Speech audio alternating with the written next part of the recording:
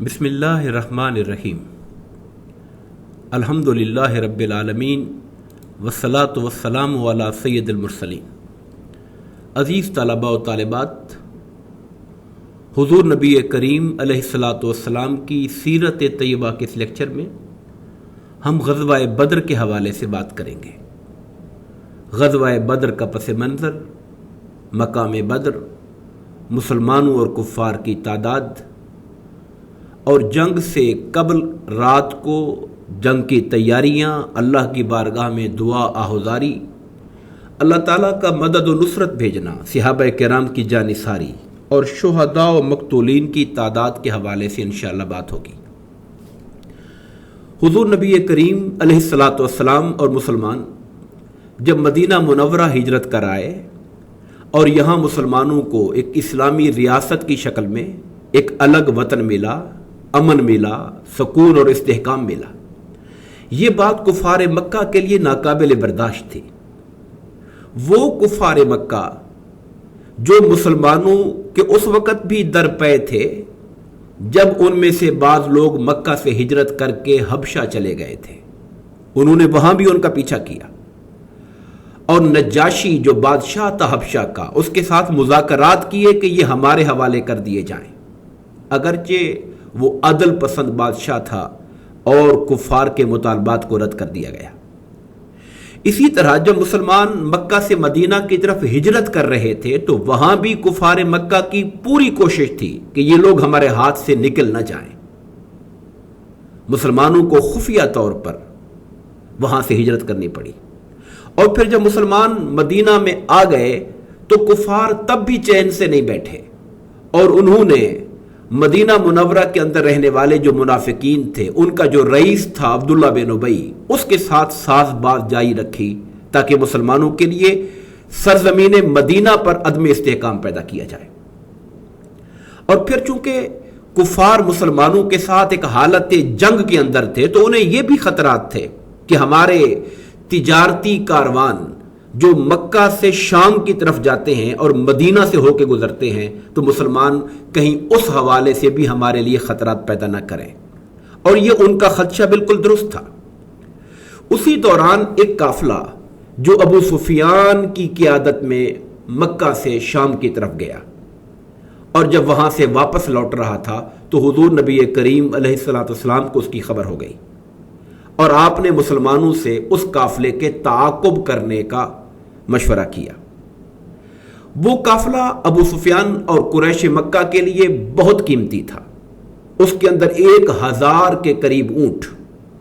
اور 50,000 سے زائد مالیت کا سامان لدا ہوا تھا، اور پورے مکہ کے رہنے والے جو لوگ تھے ان کی دولت اس کے اندر موجود تھی۔ سرداران قریش کو جب یہ اطلاع ملی قافلے کے سرکردہ لوگوں کو کہ مسلمان ہمارے تعاقب میں ہیں،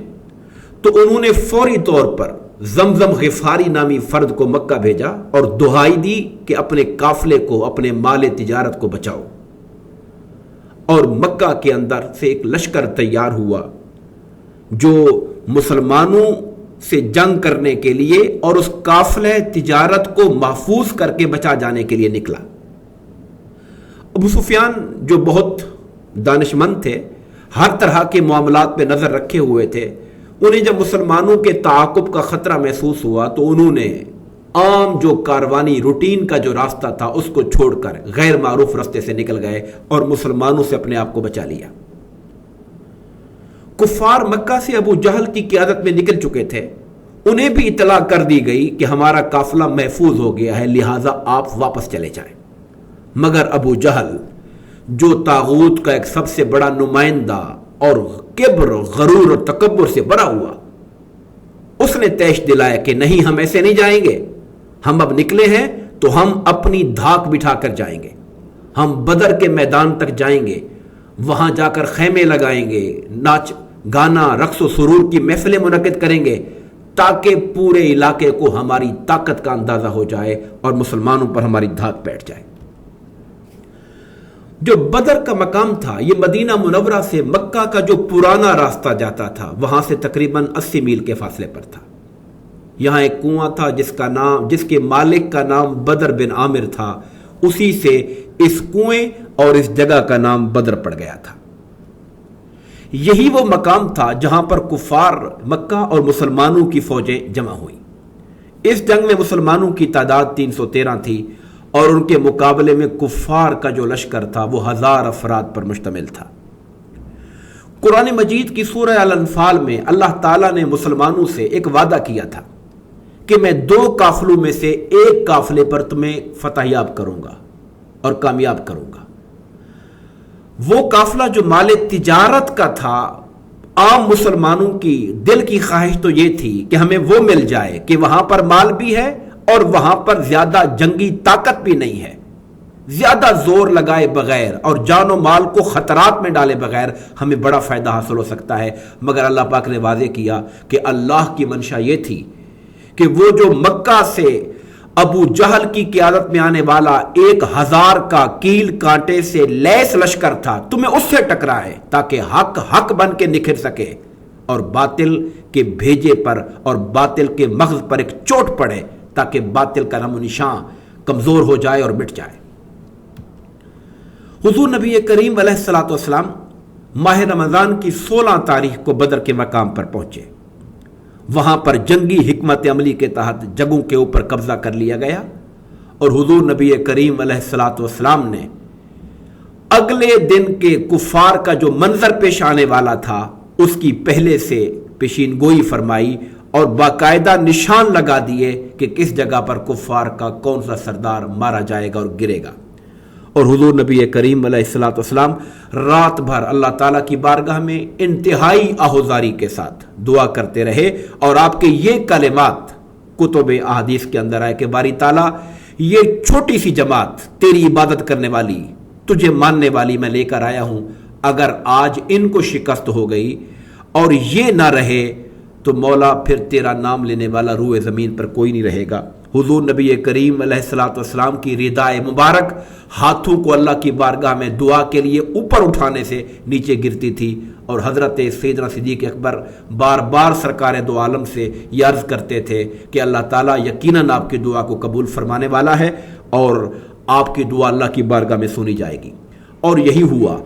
سورہ الانفال کی آیت نمبر 9 سے 14 تک اللہ تعالیٰ نے مسلمانوں کے لیے اپنی مدد اور نصرت کو بھیجنے کا اعلان کیا۔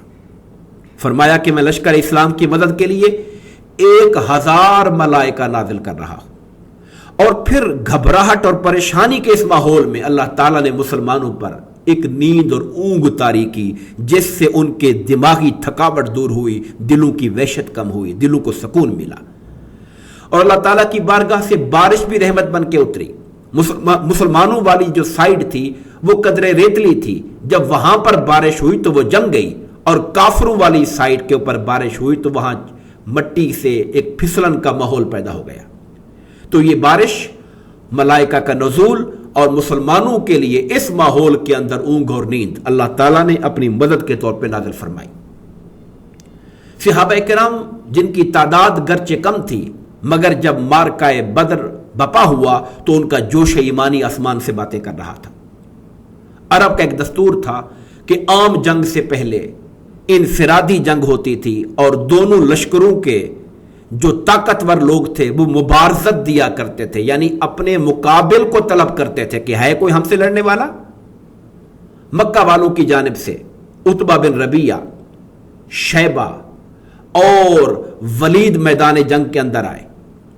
اور انہوں نے اپنے لیے مقابل کو طلب کیا تو حضور نبی کریم علیہ الصلوۃ والسلام نے حضرت عبیدہ،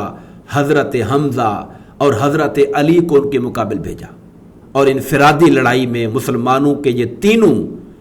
جو اللہ کے شیر تھے انہوں نے فتح حاصل کی، اور پھر اجتماعی جنگ شروع ہو گئی جس کے اندر رب کائنات کی مدد و نصرت سے حضور نبی کریم علیہ الصلوۃ والسلام کی اللہ کی بارگاہ میں دعاؤں اور التجاؤں کے نتیجے میں اور صحابہ کرام کی جانثاری اور جنگی حکمت عملی سے اللہ تعالیٰ نے کفار کو شکست فاش دی اور مسلمانوں کو فتح یاب کیا۔ اس جنگ کے اندر مسلمانوں میں سے 14 صحابہ کرام شہید ہوئے اور کفار کے 70 افراد مارے گئے، اور ان کے اندر بھی وہ لوگ تھے جو ان کے سرغنے اور ان کے سردار تھے واصل جہنم ہوئے، اور اسی طرح 70 کفار قیدی بھی بنے۔ اب قیدیوں کے ساتھ کیا معاملہ کیا جائے، یہ پہلا موقع تھا کہ مسلمانوں کو اللہ نے فتح دی تھی اور قیدی بھی ان کے ہاتھ آئے تھے۔ اس پر حضور نبی کریم علیہ الصلوۃ والسلام نے مشورہ کیا حضرت ابوبکر صدیق رضی اللہ تعالیٰ عنہ اور حضرت عمر فاروق رضی اللہ تعالیٰ عنہ سے۔ حضرت عمر فاروق کا مشورہ یہ تھا کہ یا رسول اللہ، یہ کفر کے سرغنے ہیں، اگر ہم انہیں آزاد کر دیں گے تو یہ کفر کو طاقت دیں گے، مسلمانوں کے خلاف پھر آمادہ جنگ ہوں گے، لہٰذا انہیں قتل کر دینا چاہیے۔ جبکہ حضرت ابوبکر صدیق رضی اللہ تعالیٰ عنہ کی رائے یہ تھی کہ یہ ہمارے اپنے ہی قبیلے کے لوگ ہیں، یہ قریش ہیں، ہمارے خاندان، ہمارے قریبی لوگ ہیں، ہمیں ان پر رحم کا معاملہ کرنا چاہیے، اور ان میں سے جو مالدار ہیں ان سے فدیہ لینا چاہیے، اور جو غریب ہیں ان پر رحم کرتے ہوئے انہیں معاف کر دینا چاہیے، اور بعض جو پڑھے لکھے قیدی ہیں وہ اگر ہمارے مدینہ کے 10 بچوں کو پڑھنا لکھنا سکھا دیں تو یہی ان کا فدیہ قرار دیا جائے۔